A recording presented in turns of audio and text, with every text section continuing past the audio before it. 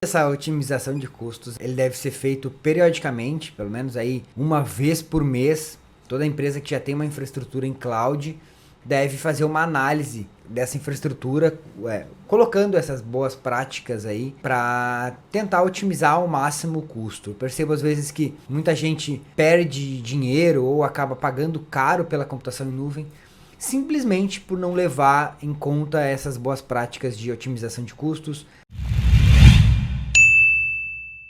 Opa, seja muito bem-vindo a mais um podcast Bora pra Cloud. Aqui a gente fala tudo ou quase tudo que você precisa saber para usar a computação em nuvem do jeito certo.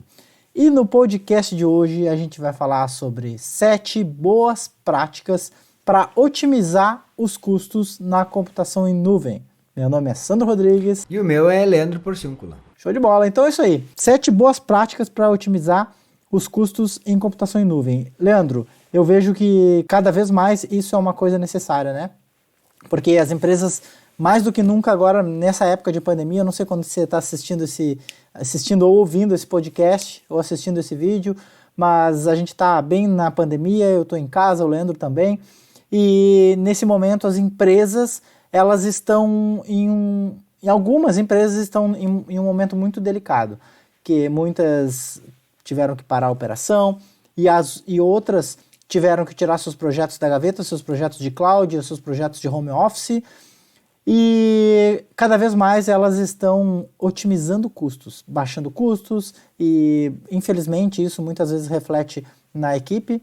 Então empresas estão mandando pessoas embora, e outras, ou também as mesmas, estão tentando reduzir os custos de todos os lados, e o TI não escapa dessa redução. Então é muito importante esse assunto que a gente vai falar agora, porque talvez uma dica ou duas dessas sirva para você e você já consiga ajudar a sua empresa a otimizar esses custos, e isso pode representar a não demissão de algum colega seu ou até a sua mesmo. É isso aí, né, Leandro? É isso aí. Na verdade, essa otimização de custos, ela tem que ser feita sempre, né? Eu acredito que isso aqui é uma coisa que ele deve ser feito periodicamente, pelo menos aí uma vez por mês. Toda empresa que já tem uma infraestrutura em cloud deve fazer uma análise dessa infraestrutura, colocando essas boas práticas aí para tentar otimizar ao máximo o custo. Eu percebo às vezes que muita gente perde dinheiro ou acaba pagando caro pela computação em nuvem, simplesmente por não levar em conta essas boas práticas de otimização de custos.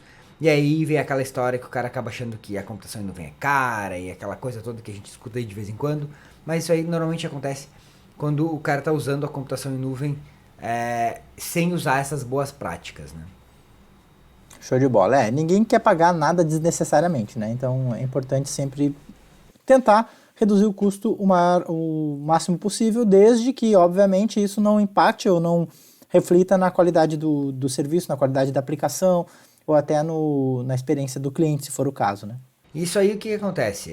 Talvez ter uma galera que não vai entender, como assim otimizar o custo? É que na computação em nuvem, a gente paga realmente pelo que a gente utiliza, sempre, né? Então, toda a infraestrutura que a gente cria, toda a aplicação que a gente coloca ela em nuvem, todos os serviços que a gente usa da nuvem, a gente paga conforme a utilização. Então, é essa utilização aí que a gente consegue fazer uma otimização desses recursos para ver se a gente realmente está utilizando o que precisa, e aí a gente consegue otimizar os custos. E existem algumas estratégias para isso, e é isso que a gente vai falar hoje aqui. Beleza, então bora lá para as estratégias e para as boas práticas. Tu falou que eram 7. Beleza. Bora lá, qual que é a primeira? A primeira já são quase 2, né? E a gente está falando de computação em nuvem, e aqui eu vou falar da nuvem da AWS, tá? Porque na nuvem da AWS tem basicamente 2 ferramentas, a princípio, que te ajudam nessa otimização de custos. Uma é o Trusted Advisor, que ele é uma ferramenta que faz uma análise da tua infraestrutura. Essa parte de custos do Trusted Advisor está habilitado só para quem tem o suporte business na AWS, então não é para qualquer um que esse serviço está disponível nesse nível de análise de custos, mas ele é um serviço que serve para isso, tá? E o outro, que é um serviço gratuito da AWS, que você não paga nada mais por ele, que é o Compute Optimizer, que ele faz o quê? Ele faz uma análise do que você está usando.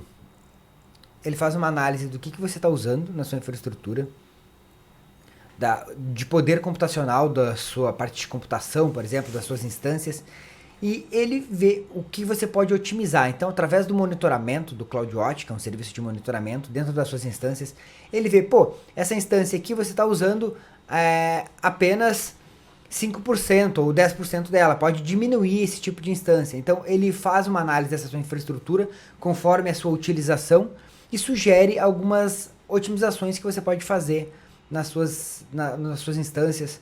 Então, são dois serviços aí bem importantes na hora da gente levar em consideração, na hora da gente analisar o nosso ambiente para poder otimizar. Porque quando a gente otimiza os recursos, as instâncias, a gente otimiza o preço. Porque se eu estou usando, por exemplo, uma instância, eu tenho configurado uma instância com 64 GB de memória, 8 vCPU e 300 GB de disco.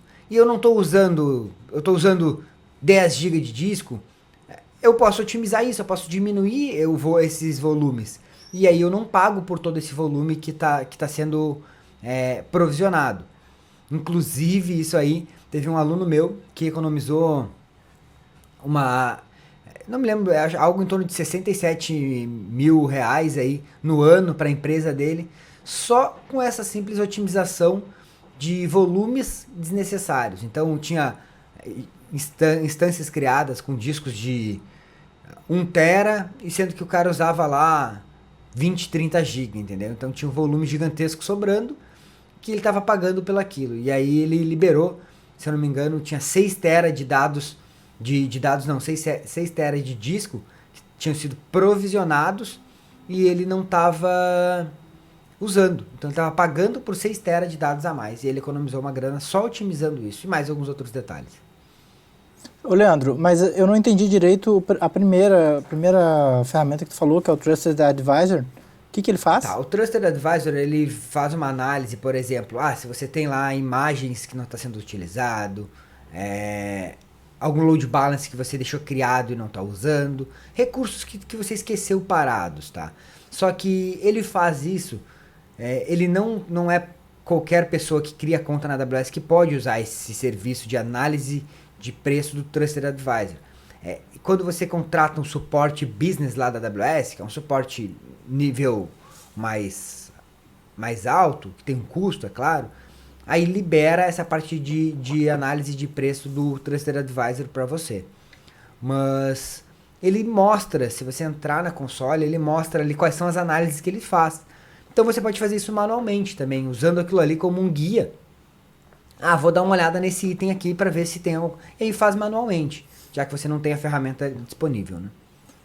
No caso de ter a ferramenta, ele fica fazendo isso aí de forma automática, assim, o tempo inteiro. Sem configurar nada, ele já habilita esse serviço automaticamente. Tanto que a parte de segurança do Trusted Advisor já está habilitado para todas as contas. Então, se tu entrar lá, ele já vai te dar algumas práticas de segurança que você que você pode analisar. Eu tenho algum porta aberta que talvez não precise estar. Então, ele te dá algumas dicas de segurança. E assim ele faz na parte de custos também. Ele te dá algumas dicas. Só que isso aí só para quem tem suporte business. Tá, legal. Então, a primeira dica, a primeira boa prática é usar essas duas ferramentas. Claro, uma não é para todo mundo, né? É só quem tem um suporte mais avançado lá na AWS. Mas usar essas duas para ficar monitorando recursos desnecessários. Se a gente fosse resumir, eu acho que é isso, né? Isso aí. Perfeito. O Computer Optimizer, ele já está... qualquer um pode usar, ele não tem custo. Basta você ter o agente do CloudWatch instalado nas instâncias, ele já faz essa análise para você. Show de bola, beleza. E a segunda, cara? Segunda boa prática. Cara, a segunda é usar de um dos princípios da computação em nuvem, tá? Que é escala automática e elasticidade rápida. Como assim? Quando você configura, por exemplo, um auto-scaling numa infraestrutura de cloud que você tenha, o que acontece? Qual é a diferença de ter um auto-scaling configurado e não ter um auto-scaling configurado? Quando você não tem um auto-scaling configurado, você cria uma infraestrutura, que é como a gente tem no TI tradicional, esperando o maior pico de acesso, né? Então eu tenho lá um servidor e eu sei que no meu maior horário de pico, quando eu tenho todos os meus usuários acessando a minha aplicação, eu vou consumir 90% daqueles recursos computacionais daquele servidor. Então no TI tradicional, a gente mede dessa maneira. Na computação em nuvem, só que mesmo no TI tradicional, quando a gente mede dessa maneira, isso aí é só no pico. E aí durante a noite, ou durante os finais de semana, que você não tem esse pico, o seu poder computacional fica em 10%, 5%, 15%, dependendo da aplicação. Só que no TI tradicional não tem o que fazer, tu comprou o servidor mais porrada que tem para aguentar o pico que tu tiver, né? Na computação em nuvem, o que a gente consegue fazer? Eu consigo configurar o meu ambiente para que no momento que eu tô tranquilo lá no final de semana, eu tenho uma certa configuração de servidores. Então eu tenho lá um servidor com... Vou dar um exemplo aí que esse um servidor vai manter minha aplicação ligada com 80% de processamento. Só um servidor no momento que não está sendo usado, ou com 50% de processamento, no momento que ninguém está usando. Quando o pessoal começa a usar a aplicação, o que ele vai fazendo? Ele vai criando num auto-scaling, numa escala automática, criando mais servidores. E assim ele vai distribuindo a carga de trabalho entre essas instâncias, entre esses servidores. O que acontece? Você vai pagar somente pelo aquele momento que você precisar de um alto pico de processamento, ou memória, ou seja o que for, ou tráfego de rede. Você consegue escalar a sua infraestrutura conforme essa demanda. Então, quando você tem esse auto-scaling configurado, você consegue otimizar a sua infraestrutura para o que realmente você está usando. Então isso aí é uma dica bem importante, que é usar isso aí. E isso aí é uma das premissas básicas da computação em nuvem, né? Escala automática e elasticidade rápida. Porque quando a gente cria uma infraestrutura, o que é elasticidade rápida? Essa criação desses servidores ela é muito rápida. Então ele já vai automaticamente criando mais servidores para você e suprindo a sua necessidade de cargas. Então isso aí é uma coisa que otimiza bastante os custos, porque você, quando não está usando, você não vai ter recurso, não vai pagar. Quando precisar, você vai criar os recursos e vai pagar. Diferente de tu ir lá na nuvem, criar um servidor com 64 GB de memória e só para esperar o teu horário de pico lá, quando os teus usuários vão estar acessando. E aí quando os usuários saírem à noite, tu vai estar pagando pelo aquele servidor igual, e ele tem um custo muito mais alto do que de uma instância menor. Isso também acontece muito no TI tradicional, né? Tanto local, ambiente local, como host contratado, né? O cara contrata um host ou compra um servidor já pensando no pico. Só que no momento que não tem o pico, em que a máquina, o recurso fica ocioso, né? E olha o que eu vejo as pessoas compararem. Eu tenho um VPS na empresa X com 64 GB de memória e pago 600, 800 reais. Essa instância na AWS vai ficar muito mais cara, mas esse tá o erro, entendeu? Tu não tem que ter uma instância com 64. Lá tu tem só um VPS, um único servidorzinho que tu tem que ficar pagando por ele, um contrato de, sei lá, 1 ano, e é aquilo que tu vai precisar. Na computação em nuvem tu consegue usar recursos menores e consegue dividir essa carga conforme for o teu pico de utilização. E aí tu vai pagar muito menos do que aquele valor que tu pagaria nesse VPS, né? De novo, a gente cai na questão de não usar recursos desnecessários, né? A primeira dica são softwares que analisam, são recursos que analisam se tem recurso desnecessário utilizado, e essa outra aí é tu usar uma premissa da computação em nuvem para evitar recursos desnecessários. Isso aí, basicamente em cima desses pilares aí de utilização que a gente consegue otimizar os custos, né? Legal, tá, bora lá, qual é o terceiro? Cara, o terceiro é para aquela empresa, principalmente para empresa que tem desenvolvimento, que isso aí eu já presenciei algumas vezes. O cara tem lá a equipe de desenvolvimento da aplicação e tu tem 2 infraestruturas, né? Primeiro erro que eu vejo, o cara usa a mesma infraestrutura de produção para desenvolvimento, tá? Então isso aí é um problema em vários sentidos, né? Tu pode, por algum erro de desenvolvimento, tu pode parar a tua infraestrutura de produção. Então, para a galera que trabalha com desenvolvimento, cria uma infraestrutura de desenvolvimento. Mas o porquê que o cara usa junto o desenvolvimento com a produção? Porque ele não quer pagar mais. Porque Ele, pô, vou ter que criar outra estrutura igual, ficar lá essa estrutura rodando só para eu desenvolver. Aí entra uma estratégia para quem trabalha com desenvolvimento.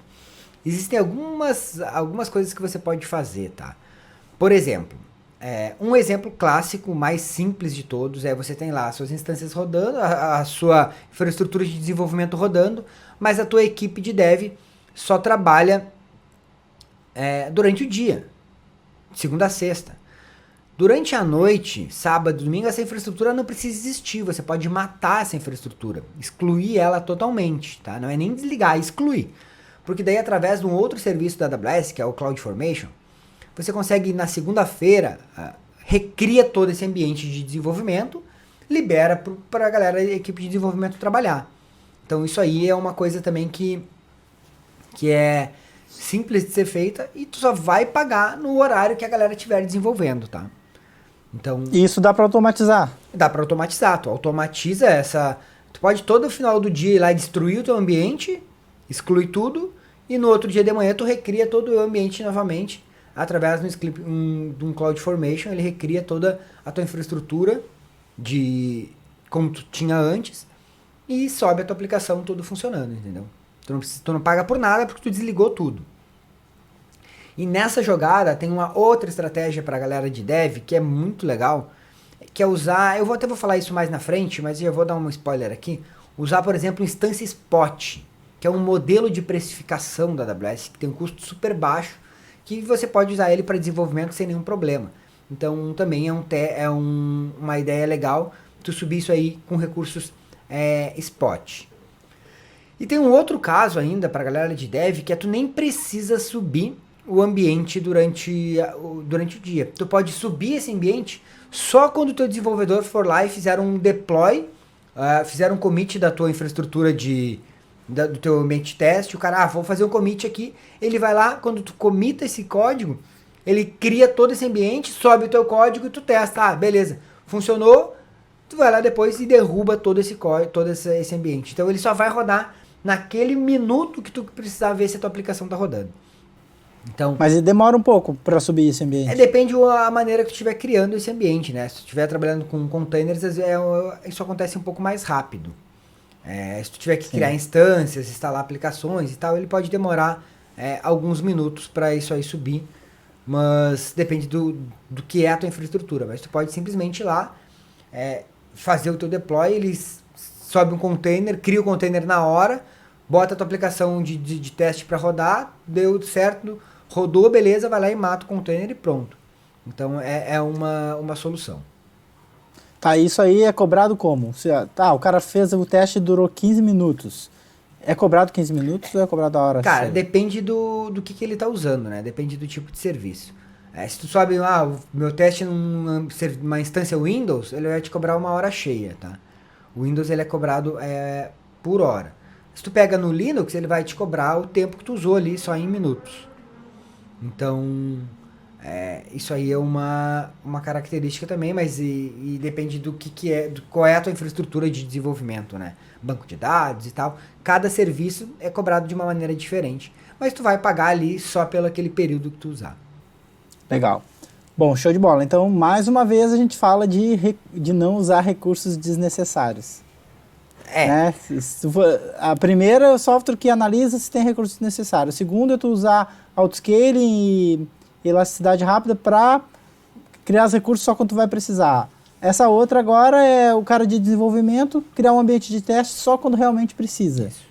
A outra, né, é o famoso, que eu acho que ele se enquadra um pouco lá naquelas ferramentas, que é o evitar desperdícios, né?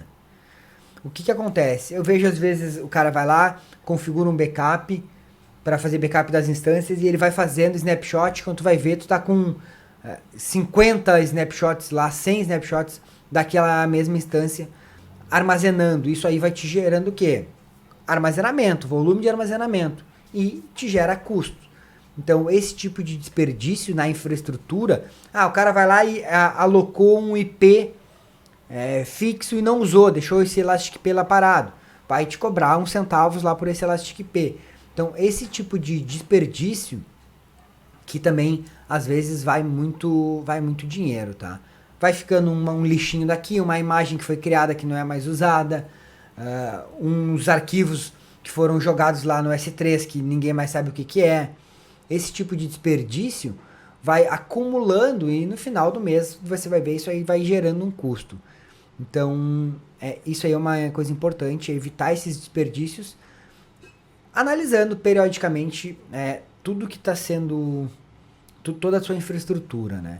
Analisa snapshots, analisa imagens, faz análise que eu já falei anteriormente do volume que você está usando, espaço em disco, vê os arquivos que você está armazenando, vê se você não subiu algum serviço alguma vez e deixou lá parado por não utilizar mais.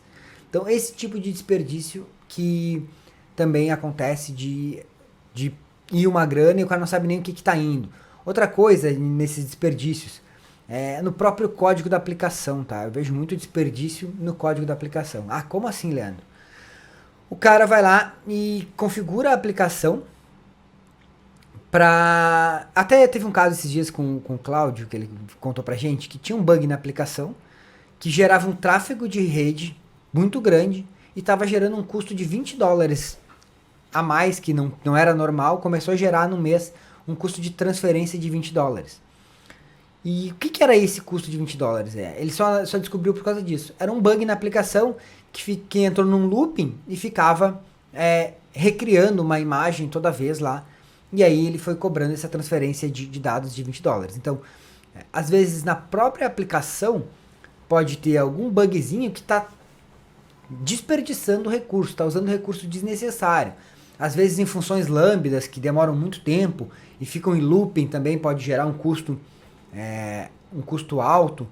Então analisar, e aí vai mais uma análise da aplicação mesmo. Outra coisa, aplicação fazendo, outro cenário que eu já peguei, aplicação fazendo muita query no banco de dados, consumindo muito banco de dados desnecessariamente, coisa que não precisava estar lá. E aí o cara fazia o quê? Precisava de um banco de dados muito maior para suprir aquela necessidade que na real nem existia. Então esse tipo de coisa é desperdício de recurso. Tu tá jogando o recurso fora com uma coisa que não é um bug de uma aplicação, um recurso que você criou e esqueceu, deixou criado. Então isso é uma coisa importante também de analisar. E quando você começa a analisar, e aí já mais para a galera de desenvolvimento, começa a tratar esses tráfegos, né, entre da aplicação, os tráfegos dos serviços, você começa a consumir menos recursos, tanto de transferência de dados quanto de recurso computacional, de banco de dados.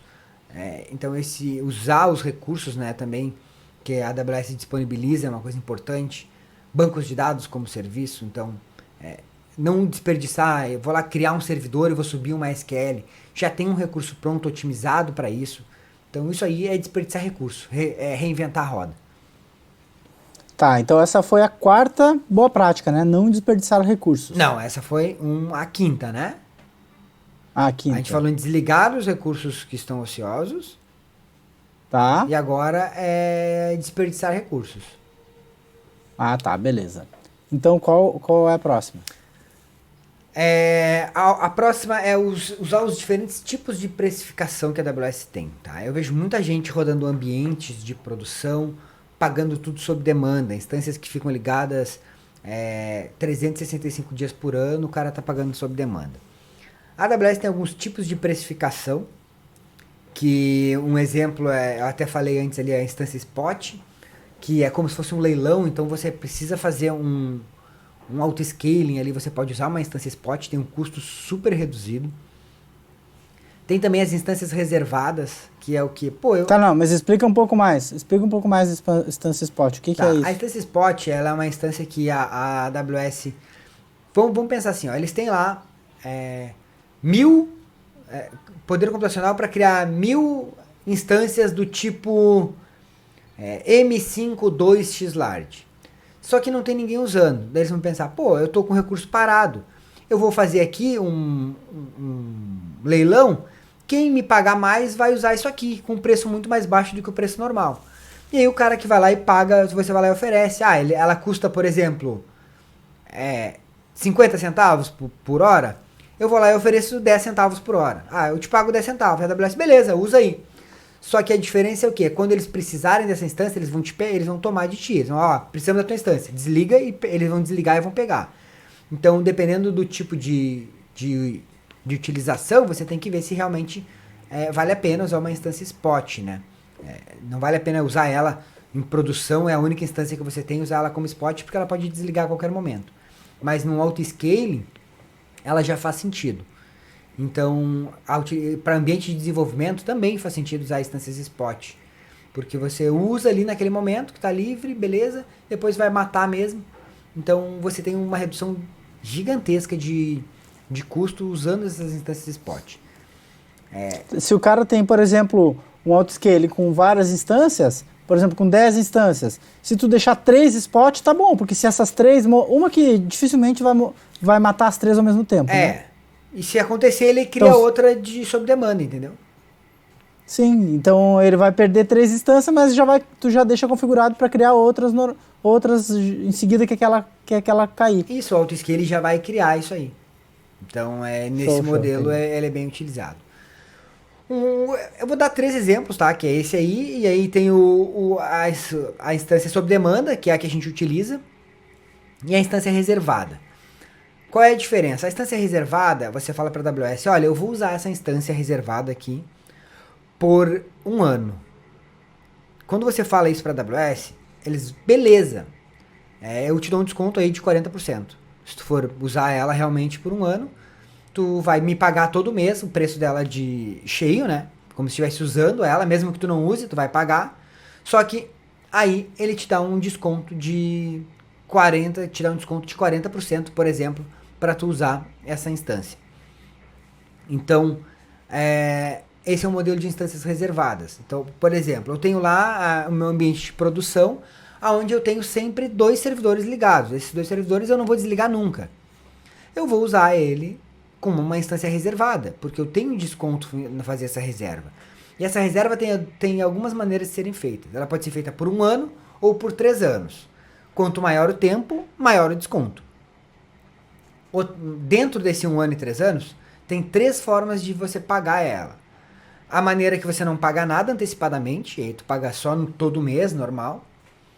E aí essa maneira vai ter uma taxa de desconto. A outra que você paga a metade antecipado, e a outra metade você paga dividido mensalmente. E tem uma que você paga toda a instância ela antecipada. Cara, olha só, pensa o cara que pagou lá em novembro, outubro, novembro, uma instância reservada.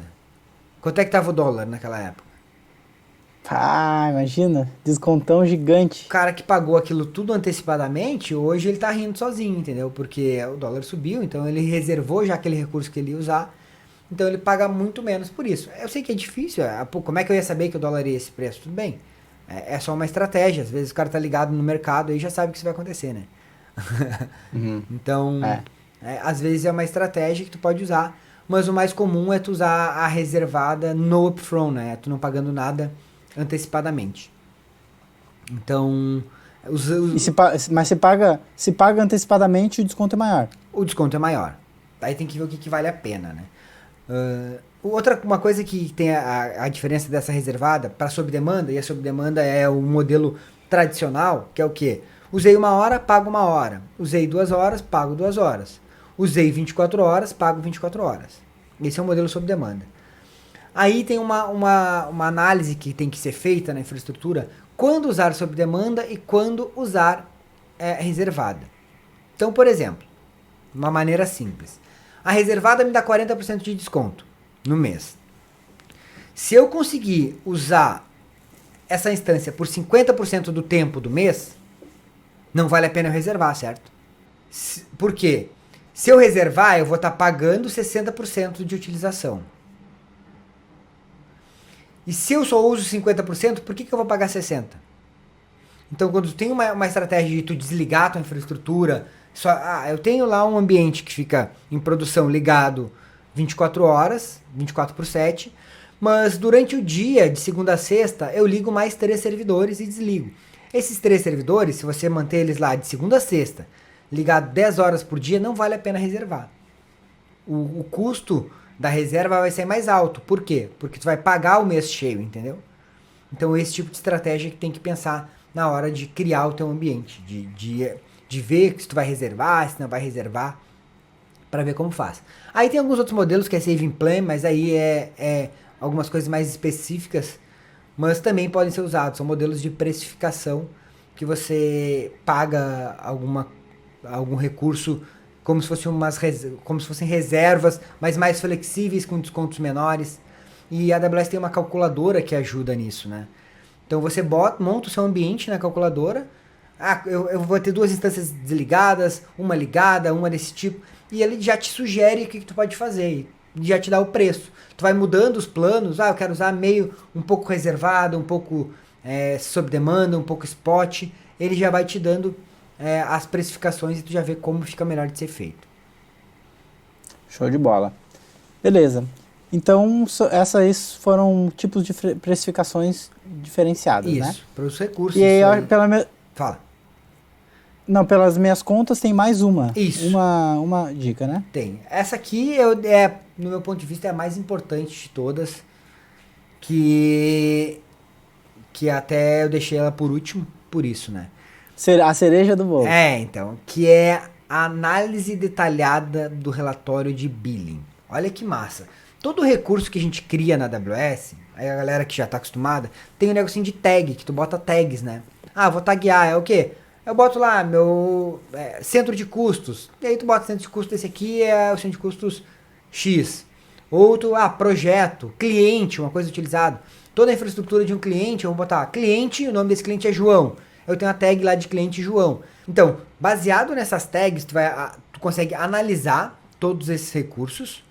Então eu pego lá todo mundo que tem a tag no meu cliente, o nome do meu cliente, e eu vou ver todo o recurso que aquela tag usou, quanto me custou. Então com isso você consegue analisar exatamente o custo. Cara, tem inclusive custo de tráfego lá. Eu tenho um servidor com uma tag X. Qual foi o custo de tráfego daquela tag X ali naquele servidor em vários serviços?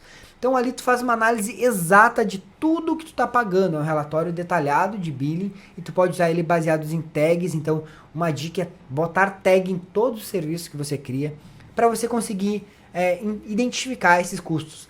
Dessa maneira tu consegue ver qual é o serviço que está te demandando um custo maior, qual é o serviço que tem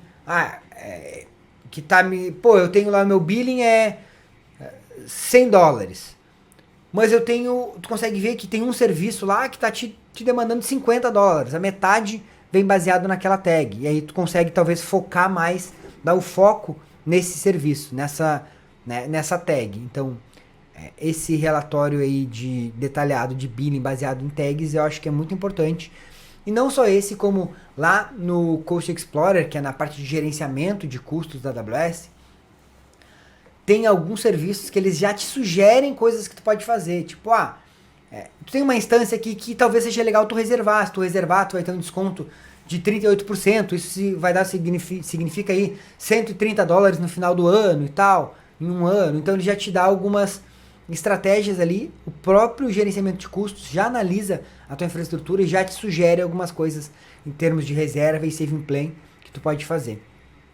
Então, eu acho que quando a gente pensa em otimizar custos, a primeira coisa, antes de tudo isso que a gente falou, é entender o custo, né? Entender o que está sendo cobrado.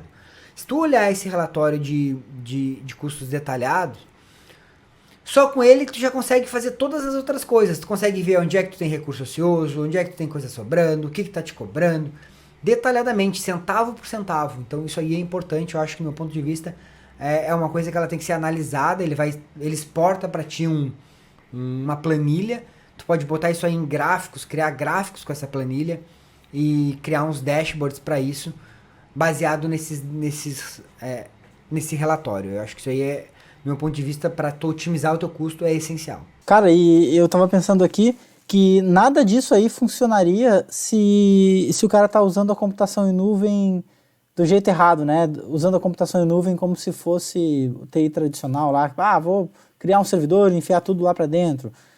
Essas coisas já não funcionariam tão bem, né? Claro que não, porque ele não ia conseguir nem enxergar de onde é que vem o custo dele. Ele só ia ter um custo de um servidor, né? E aí tá tudo lá dentro, ele não sabe o que está consumindo, o que está demandando. Então, é uma premissa básica aí é o cara usar a computação em nuvem do jeito certo. E até que eu falei, ele usar os serviços que a computação em nuvem disponibiliza, né? Porque esses serviços tu consegue ter uma gerência muito melhor, inclusive uma gerência de custos. De criar, por exemplo, o Aurora tem um banco de dados com escala automática. Tu consegue escalar o teu banco conforme a tua demanda, entendeu? Então, são coisas que tu vai conseguir otimizar quando tu está usando a computação em nuvem. Para aquele cara que sobe uma máquina virtual na nuvem, coloca tudo lá, nada disso que eu falei se encaixa. Porque talvez só reservar aquela instância. A única coisa que ele pode fazer é reservar aquela instância. Mas o resto, ele não vai conseguir otimizar em nada porque tá tudo dentro do mesmo saco, né? E aí, quando tem tudo dentro do mesmo saco, tu não consegue medir nada porque é um saco cheio de coisa. Então, Então, de repente o cara que tá pensando assim, nossa, isso aí que ele falou não faz sentido, para mim não serviria. Talvez esse cara tenha um conceito errado sobre computação em nuvem. Pode ser. Ele não entendeu que a computação em nuvem é você usar serviços e dividir as coisas, né? Não é simplesmente tu subir um servidor e colocar tudo lá dentro. Isso aí não é computação em nuvem, isso aí é virtualização, né? É usar máquinas virtuais. Então se o cara pensou, se você pensou isso, então assim, ó, acende um alerta aí na sua cabeça e vai no nosso canal do YouTube, youtube.com/Cloud Treinamentos, que lá tem uma linha de conteúdo Cloud Starter, que tem para quem está começando na computação em nuvem e que já tem os conteúdos mais iniciantes ali, para a galera que quer entrar nesse mundo aí e começar a usar a computação em nuvem do jeito certo. É isso aí, Leandro? Isso aí. Então esse era o nosso podcast Bora Pra Cloud de hoje. E pra galera que está assistindo em alguma outra plataforma, esse podcast ele está disponível nas principais plataformas de podcast, como o Spotify e algumas outras aí, que eu não me lembro o nome nunca, mas o Spotify tá lá, bota podcast Bora Pra Cloud, que você vai achar, além desses, outros vários podcasts. Eu não sei quantos a gente já fez aí, né, Sandro? Acho que tem mais de 50 podcasts já gravados, com algumas dicas bem importantes para quem está usando a computação em nuvem e também para quem já está começando. E o legal do podcast é que o cara pode pegar no carro, bota ali, dá um play e vai ouvindo, né? Então isso que é o massa. E quem está ouvindo no YouTube, se achou que esse conteúdo legal, se faz sentido, dá já um joinha aí embaixo para esse conteúdo chegar aí em mais pessoas, em mais profissionais de TI que possam ser ajudados com essa informação. Fechou? Fechou? Valeu. Então é isso aí. Até a próxima. Valeu!